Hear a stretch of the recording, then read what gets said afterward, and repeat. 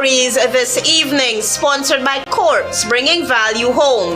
2,000 delegates to participate in PNCR's 22nd Biannual Congress. Close to 300 delegates to participate in the Alliance for Change Congress. City Council urges immediate reconstitution of Local Government Commission amid staff shortage. And help me, my son's killers are still at large. Sophia mother pleads for justice. HGP Nightly News begins now.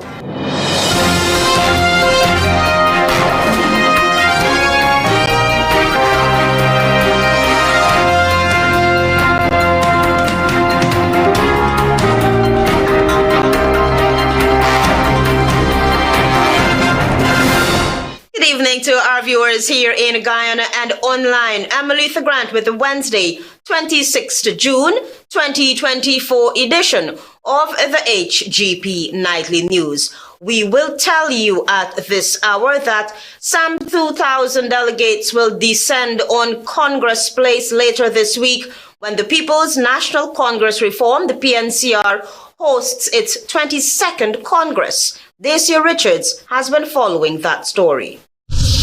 Sharon Benjamin, the administrator of the Congress Committee for the People's National Reform Commission, during the party's media briefing on Wednesday, said the 22nd Biennial Delegates Congress will see some 2,000 delegates participating as compared to 1,200 in 2021. This, according to the administrator, is due to new groups being formulated in Regions 2, 3, 4, 5, and 10, as well as the Youth and Student Movement YSM. Groups were created. I know groups were created in Region 5, some in Region 3 and 4, 10, and Region 2 as well. There were work done within the YSM as well. I'm not sure whether you would recall that at the last Congress, the YSM's presence was practically non-existent.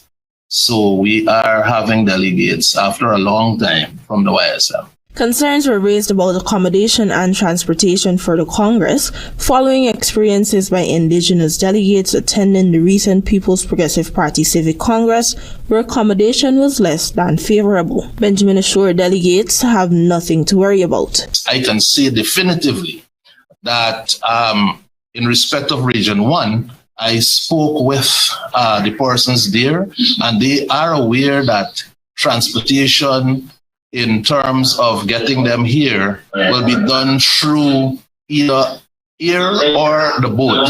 And to the best of my knowledge, they are fully aware that transportation is provided. The 22nd three-day Biennial Delegates Congress opens Friday, June 28th to Sunday 30th and centered around demonstrating their commitment to implement a people-centered strategy. For HGP Nightly News, I am Dacia Richards. Meanwhile, the resignation of the People's National Congress Reform's General Secretary, Dawn Hastings Williams, will have no bearing on the upcoming 22nd Biannual Congress slated to open in 2 days. So says Administrator of the Congress Committee, Sharon Benjamin. Administrator of the People's National Congress Reform's upcoming Congress, Sharon Benjamin, said the recent resignation of the party's General Secretary, Dawn Hastings Williams, will have no bearing on the highly anticipated Congress. He pointed out that key components in preparation for the Congress would have already been completed, and the final report will be completed and presented by the party's secretariat. I don't think her resignation will have a diverse effect on the holding of the Congress in respect of a report from the General Secretary. I think the Secretariat will have to provide a report on Saturday. Who does that? It's beyond me to say, but somebody from the Secretariat will provide a report on what transpired from the period 2021 December to current. Benjamin added that the provision of the official list to the Congress Committee, that is usually facilitated by the General Secretary, has been completed and the list of delegates will be extracted. We have received the list and we have started the extraction process. A preliminary list is up and is sent to the various groups through the regions. On Monday, Hastings resigned from her post with immediate effect and cited in her resignation letter the lack of preparedness for the party's 22nd Biennial Congress. When asked about who will take the General Secretary's position, Benjamin highlighted that the decision lies in the hands of the leader of the PNCR as he appoints the General Secretary. For HGP Nightly News, I am Daisy Richards. And it seems we're going to be having a very busy weekend because approximately 278 delegates are expected to participate in the Alliance for Change's 8th biannual conference slated for Saturday, June 29. That's according to the party's chairperson, Kathy Hughes. Here is more. As the Alliance for Change gears up to host its 8th biannual Congress on Saturday at the Reveal World Christian Center in Georgetown, the party's incumbent chair, Catherine Hughes, told this newscast that approximately 278 delegates from regions 1 to 10 are participating. She, however, noted that due to the inclement weather and incessant rainfall, some delegates, for example, in Region 9, may be unable to participate physically. However, these delegates will participate virtually. Unfortunately, given the challenges with weather and rainfall, some of the regions, not too many, but Region 9 is a good example that will be unable to travel out. But they are assembling as a group at a specific location and will participate in the voting process and the conference via the internet. Additionally, there will be a blend of in-house and virtual voting to accommodate party members who are based in the Caribbean and North America, Hughes detailed. The chair also provided this newscast with the objectives of the Congress on Saturday. Have observers that also attend. The observers are quite often members of the Alliance for Change, some of the older members that may not have made the delegates list but are very important to us. There's absolutely an upsurge in interest from our old members. We are inundated with persons that are coming back on. As you know, we have a strong competition running. The position of leader is being contested by Nigel Hughes and Sherrod Duncan. The AFC member informed that because of the energy the contenders Nigel Hughes and Sherrod Duncan are demonstrating as they vie for the leadership of the party, potential members are enthusiastic to join the party as well as former members. Because of the leadership race, we are seeing a lot of former members and requests for new members coming up to the fore. So this conference is a very, very important one. Hughes said that the biannual Congress will serve as a major step in the right direction for the party due to the magnitude of support from persons in civil society. She noted that the party's work is now getting started as it gears up for the 2025 general and regional elections. It is clear that this will be the team that will lead the Alliance for Change into the 2025 national and regional elections. And I think the clear interest in the AFC and the leadership race is testimony to the fact that so many Guyanese of all walks of life, and surprisingly from some of the major political parties, are tired and disappointed with where the country is headed. Hughes concluded that she is also elated by the continuous support of the party from the young population. This party has always attracted young people, and it's no different this year. Antonio Day reporting for the HGP Nightly News. Join us after the break for more news. Stay with us.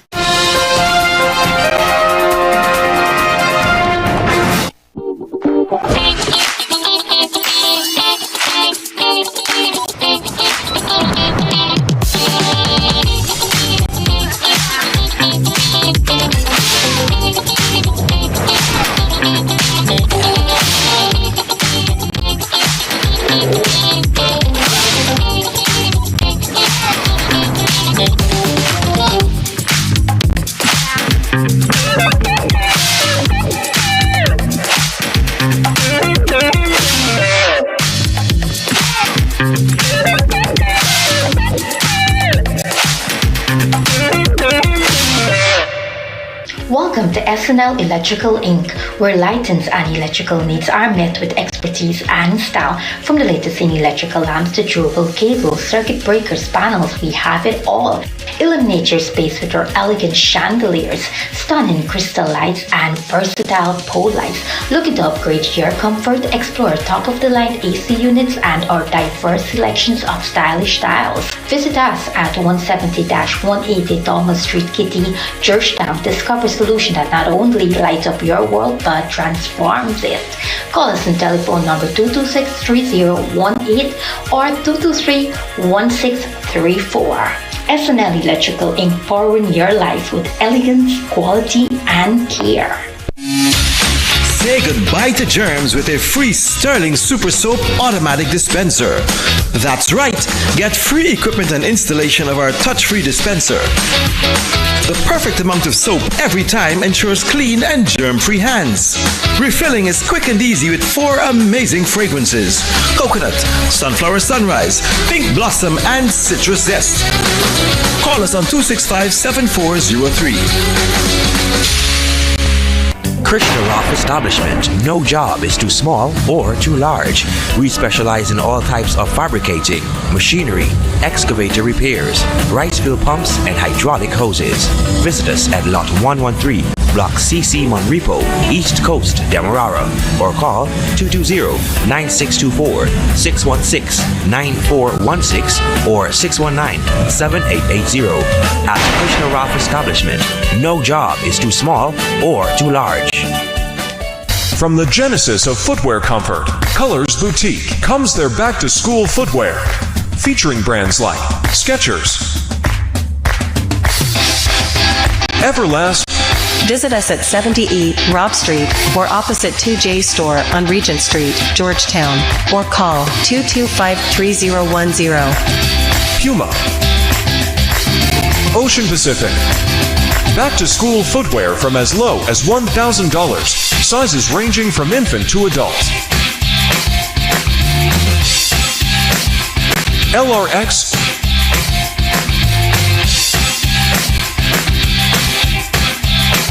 Clarks, Image, Nike, and more.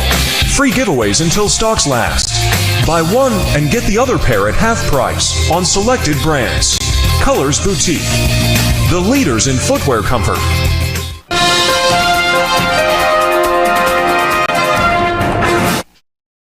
Welcome back. You with the HGP Nightly News. President Irfan Ali has urged new judges to separate their personal feelings and sentiments when handling cases and judgments and must be able to withstand scrutiny.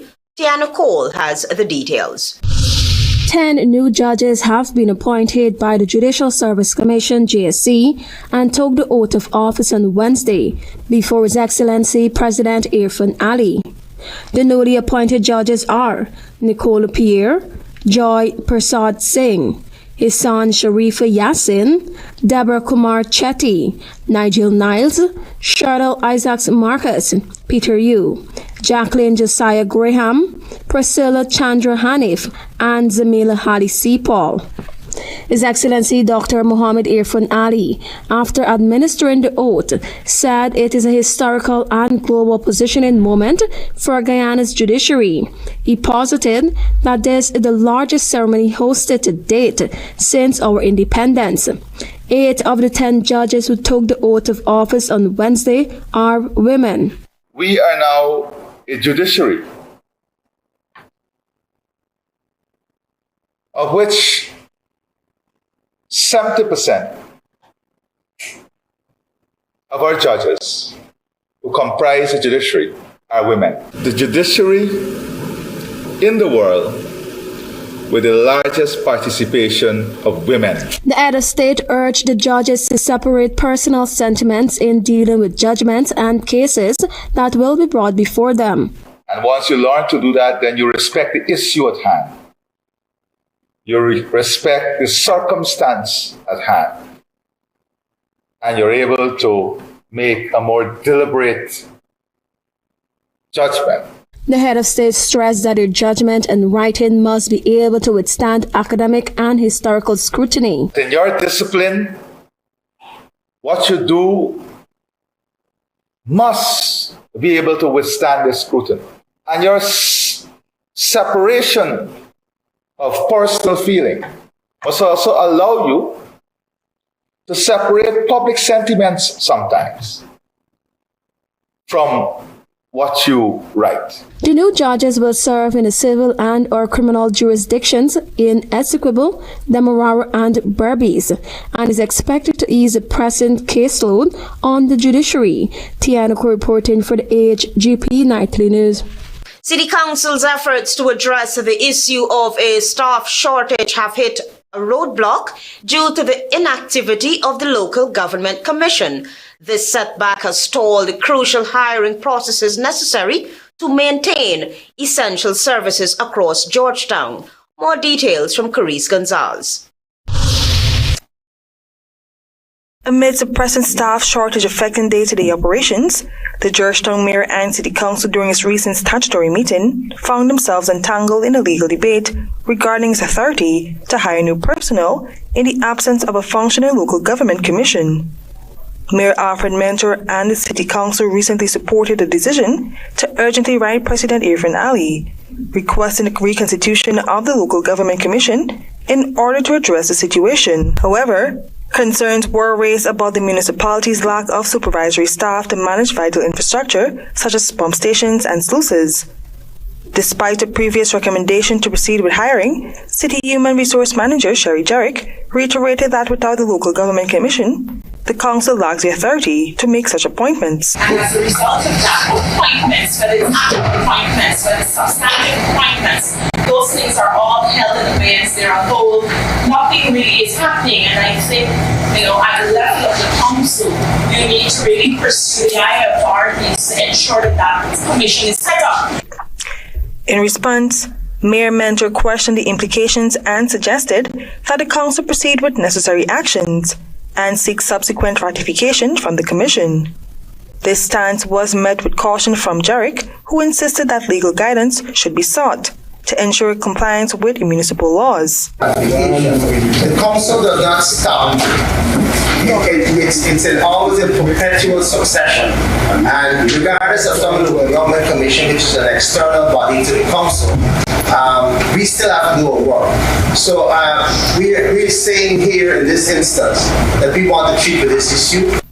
The tenure of the previous local government commission expired in April, with no immediate steps taken by the government to appoint a new body. The outcome of this legal consultation will likely determine the council's next steps in addressing the pressing need for supervisory personnel. I am Carice Gonzalez reporting for the HGP Nightly News. It has been weeks now, and there has been no update from the police over the killing of a Sophia youth. The youth's mother is pleading with the cops to find her son's killers. Travis Chase has the details. Marcia Leacock, the mother of murder victim 23-year-old Shaki Leacock, made a direct appeal to the police for help and a call for justice Tuesday. Leacock was attacked and stabbed on June 6 as he was sitting outside this shop in Seafield Sophia. He died a day later, and his killers are still on the run.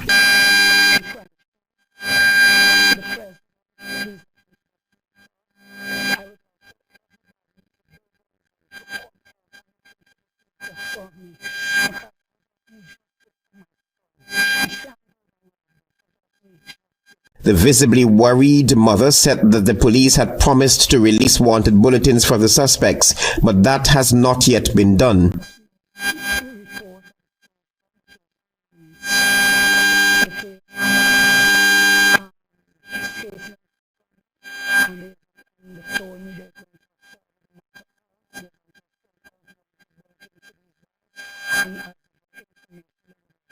Fearful for her life that her son's killers, who are well known to the police, may seek to silence her and her family, she recalled being attacked by her son's killers.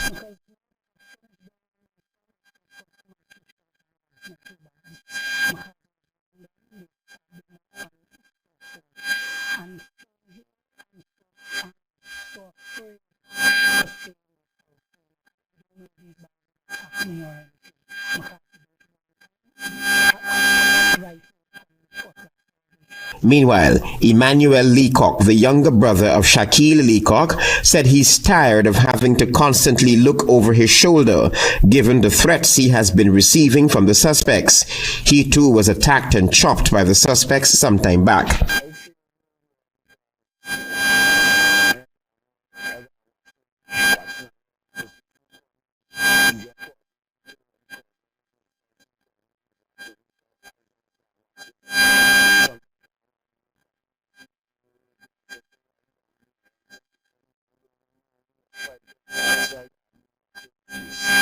The police, in reporting the stabbing incident, said that Shaquille Leacock, a construction worker, was sitting on a culvert liming when he was approached by the suspects. One of the suspects, who was armed with a knife, stabbed him to his abdomen and one to his left thigh.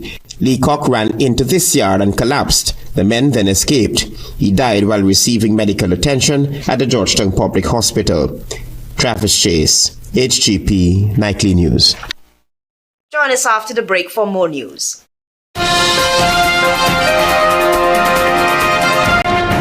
Planning a cleanup?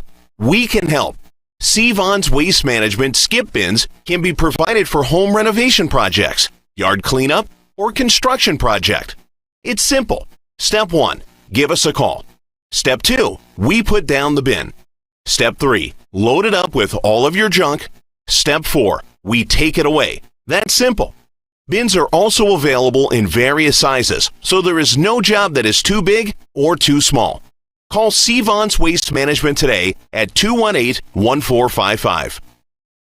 Smart Minds Educational Institute, offering preschool, nursery, and primary levels. Finally, a school that is every parent's dream. Located at 69 Crow Street, offering academic excellence, trained qualified teachers, small class sizes, personalized care, and one-to-one attention for your little ones. So if your child is for preschool, nursery, or primary level, come to Smart Mind, located at 69 Crow Street, or call 231-4885 or 600-9229 to enroll now.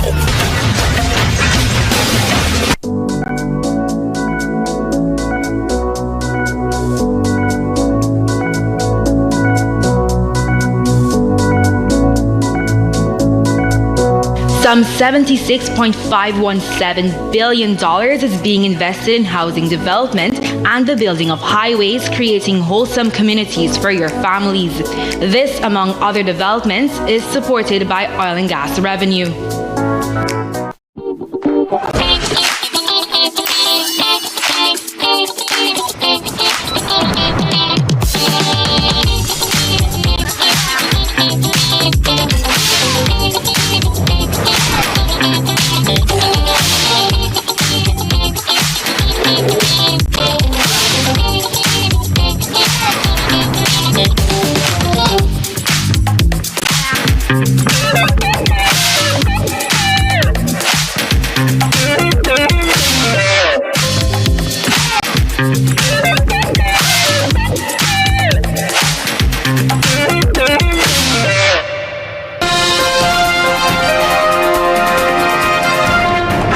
Welcome back. Thanks for staying with us. A health alert has been issued regarding counterfeit Ozempic batches that could potentially be present in Guyana. Hence, the government analyst food and drug department has released an urgent consumer notice. Tiana Cole has the details.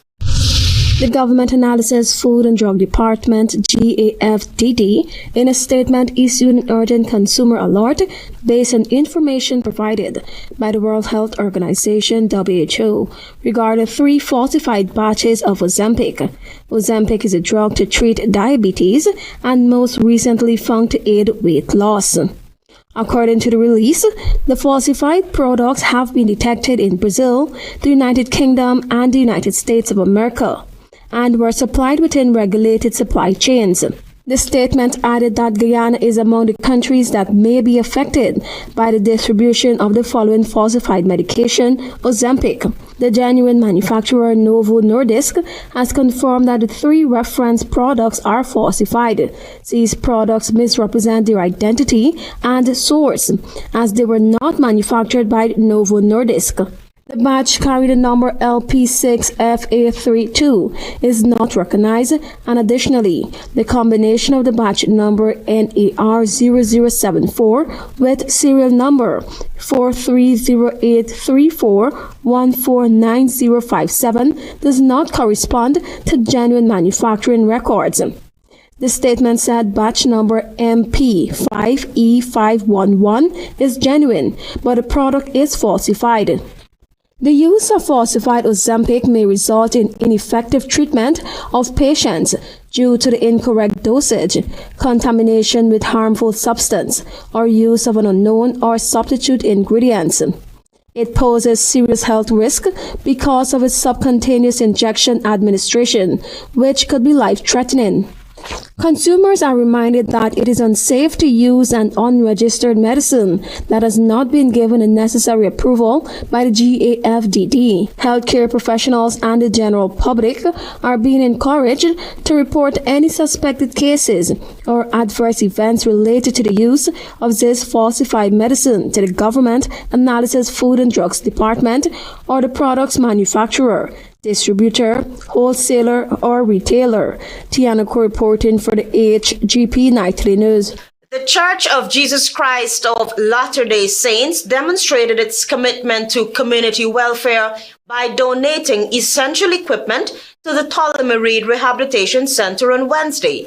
Carice Gonzalez was there and filed this report. The Church of Jesus Christ of Latter-day Saints, LDS, on Wednesday made a significant donation to the Ptolemy Reed Rehabilitation Center, providing much-needed equipment such as wheelchairs, air conditioner units, and assistive devices. Ashford Ambedkar, administrator of the center, highlighted a collaborative effort between the center and LDSs together.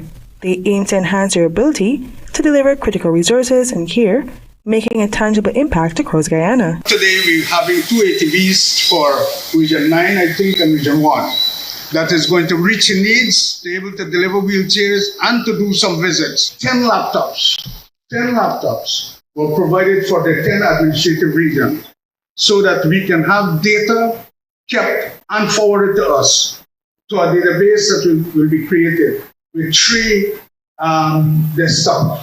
He further highlighted the substantial progress through their programs over the past 3 years that has ensured its growth in various regions of Guyana. For the past 3 years, we have been receiving approximately just about over $36 million, Guyana dollars, for some of the projects. And it includes and started with the extending the reach of wheelchair distribution to outside of Georgetown. Meanwhile, Dr. Ariane Mangar, Director of Disability and Rehabilitation Services at the Ministry of Health, emphasized the challenges faced by interland areas in accessing rehabilitation services. She expressed a commitment to improving service delivery with the newly acquired ATVs and laptops, which will enhance their monitoring capabilities through specialized software. The laptops and the computers, they come in handy because we have set up a program, an electronic medical record program, which we will add to all, which will track all the wheelchair users in Guyana. So we'll be able to see every single person, not just with the wheelchairs you give us, but the other wheelchairs which the government buys. So we'll have a bigger picture of the amount of wheelchairs, canes, crutches, and so forth within the regions. I am Carice Gonzalez reporting for the HGP Nightly News. Guyana and Canada have maintained an unwavering commitment towards upholding democracy, human rights, and development, says outgoing Canadian Ambassador Mark Berman. Antonio Day reports. As his service to Guyana comes to an end in August, outgoing Canadian Ambassador Mark Berman said that due to rigid bilateral relations, the two countries are steadfast in upholding democracy, human rights, and development. Berman made these remarks during last Thursday's observance of Canada's 157th anniversary as a confederate. This is indeed a bittersweet occasion for my wife Alison and I. Our assignment in Guyana is coming to an end in August. Politically, Canada and Guyana share commitments to democracy, human rights, and development. He's also grateful that Guyana and Canada were able to foster great trade and economic relations. What's a good relationship without a little bit of economic interdependence and political banter? Canada and Guyana have been trade partners for many, many, many years, way back to trading salt cod for rum. Berman urged both countries to not ignore the voices and rights of Indigenous peoples. But we must also remember that the lands and waterways that the Canadian nation inhabits have indeed been inhabited for thousands of years by the Indigenous peoples of Canada, and we must also acknowledge Indigenous voices as we celebrate. Antonio Day reporting for the HGP Nightly News. Stay tuned for regional news. To tell you about my mom and how I lost her, it was a very hard reality for me. I met Crystal through a friend who asked me to speak to her. The first time I saw her, my spirit just took a liking to her. I see Crystal as my daughter. I haven't given birth to Crystal, but I feel as if I do. I felt alone. I got the support I needed from her. I understand that Crystal was a lesbian. I choose to accept and embrace and love everybody. I'm a Christian and I believe we are all God's children. God loves everyone. It's about time we all get educated enough to know that, you know what? Everybody is just the same human. She never questioned it. She just supported me right through it. So I see her as a young woman full of potential. Crystal and every gay and lesbian person should be treated with respect in Guyana. Crispy, creamy, what a catch, so tasty. What a catch, with a caramel center. What a catch, and so much chocolate, ooh yeah. First it's crispy, then it's creamy. With so much chocolate, smooth and milky. And when you go a little deeper, you find caramel, ooh yeah. What a catch, oh, what a catch, you know we love you. What a catch, oh. First it's crispy, then it's creamy. What a catch.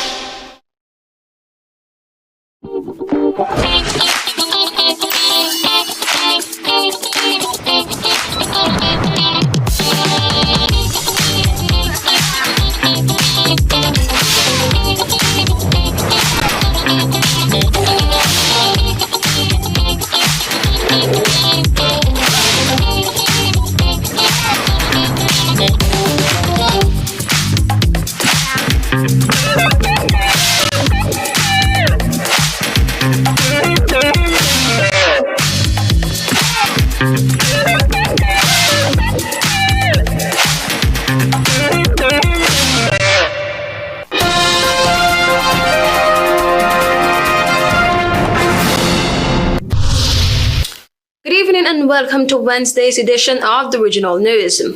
Records flood that killed over 170 people and displaced 500,000 in southern Brazil are a warning sign of more disasters to come throughout the Americas because of climate change. An official at the United Nations Refugee Agency said on Tuesday. Roughly 839,000 people in the state of Rio Grande do Sul remain displaced from their homes because of the intense rain and flooding, which local officials say was the worst disaster in the region's history. Scientists say climate change made flooding twice as likely to happen. Even after the floodwater subsided, residents have not returned to the neighborhood where streets are piled high with waterlogged garbage and debris. Many are still living in shelters, including Venezuelan refugees. Residents of some hard-hit areas may never return, having been forced to move by repeated flooding. The flood surpassed all expectations that local authorities had for climate disasters, and governments need to do more to prepare for these events. The first contingent of Kenyan police arrived in the Haitian capital on Tuesday to launch a long-awaited peacekeeping mission in the Caribbean country that has been ravaged by gang violence, even as deadly protests back home prompted doubts.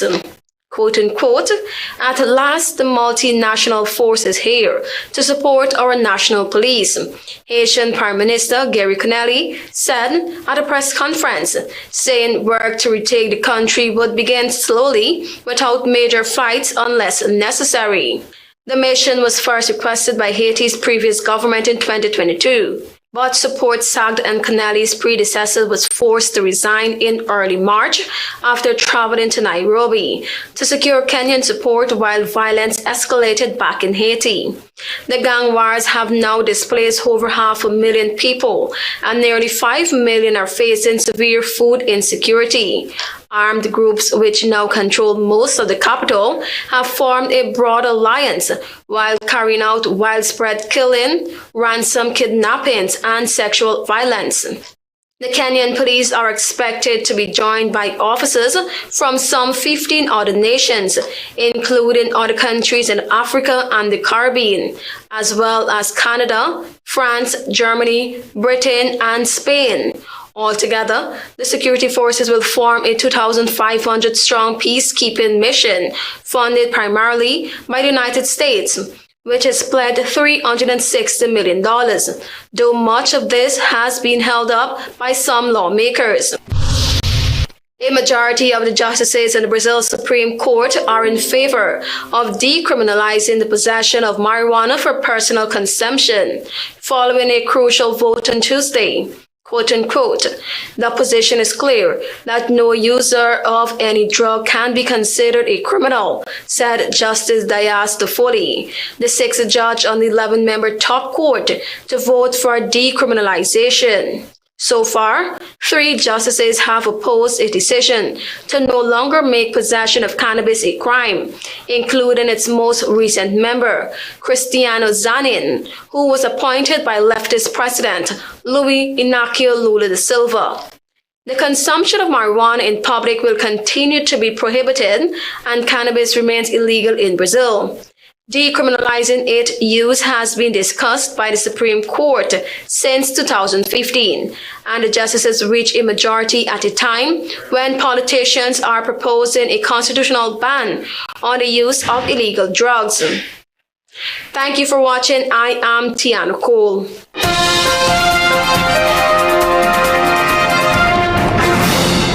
2,000 delegates to participate in PNCR's 22nd Biannual Congress.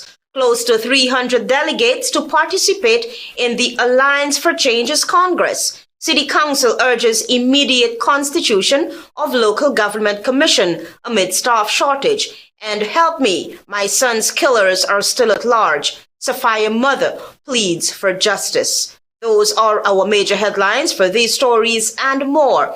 Please go to our website. It's www.hgptv.com. I'm Aletha Grant. Thanks for watching.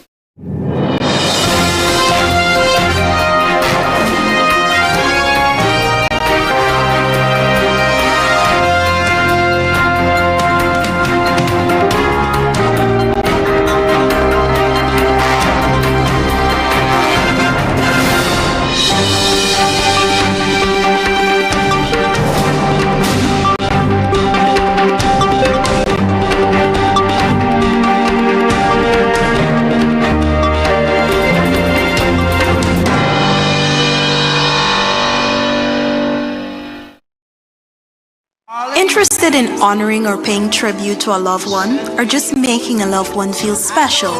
HGP TV offers you all that and more. Air your birthday greetings, death announcements, and wedding anniversaries on HGP TV today. HGP TV offers affordable prices, convenience, and great services. Call us on 220-3660 or email us at sales@hgptv.com.